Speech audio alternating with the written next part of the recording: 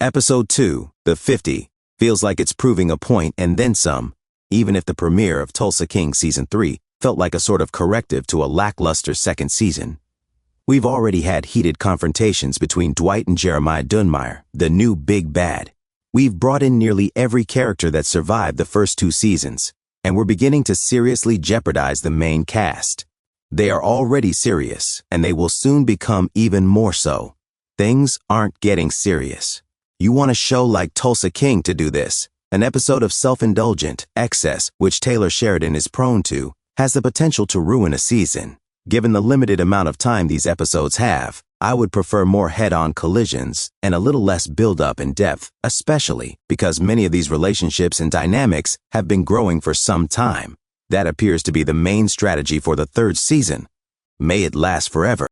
In the premiere, Jeremiah made it apparent that he would be a hindrance by setting fire to Theo's country home while he was inside as payback for selling his distillery to Dwight. Furthermore, Jeremiah is straightforward about who was at fault, in the typical fashion of someone accustomed to getting their way. His thugs publicly boast about it. He attends Theo's funeral with Cole. The entire situation is a theatrical message intended to force Dwight to accept the 3 times the amount he paid that Jeremiah is offering for the distillery. However, Dwight is not a fool and does not tolerate threats. There must be a reason why Jeremiah is paying that much for a distillery that hasn't made money in years. The title, The 50, contains the hint. According to Cleo, Theo was in possession of 250 bottles of vintage bourbon that was 5 decades old and cost thousands of dollars each. Jeremiah knew it was there, but he didn't know where. The financial payload is what Dwight needs to defend the dangers of the alcohol industry, and it's a strong enough lure to persuade Bill to join the fray and assist with distribution.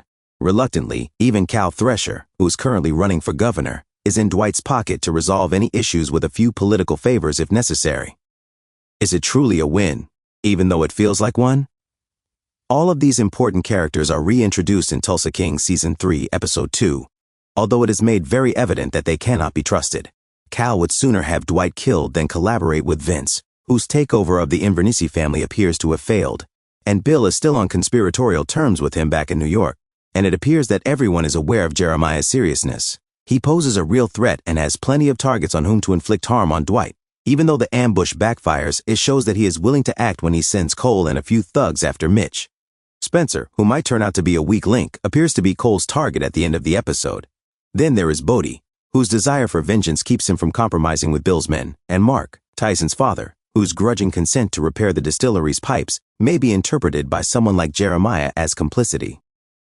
How all these important players and competing loyalties can work together to create a cohesive season is what I'm interested in, at least for the time being.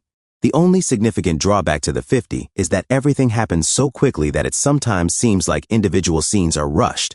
When it comes to, instance, Tyson and Mark's relationship, which has been ebbing and flowing since the first season, this is okay. But Mitch and Cleo feel a little more forced. Additionally, there is a subplot in which Goody attempts to find Armand, which is entertaining, but it begs the question of whether we need to worry about yet another perspective. We'll find out in time. In order to fully raise the stakes, I wouldn't be surprised if at least one of the main characters were killed off sooner rather than later. If I had to make a guess, I would say that a few of them won't live this season. We had only recently met Theo, yet his loss was. Everyone in Dwight's inner circle should be concerned if Jeremiah's entire situation is affecting them personally, and this season is giving off the impression that it won't be holding back.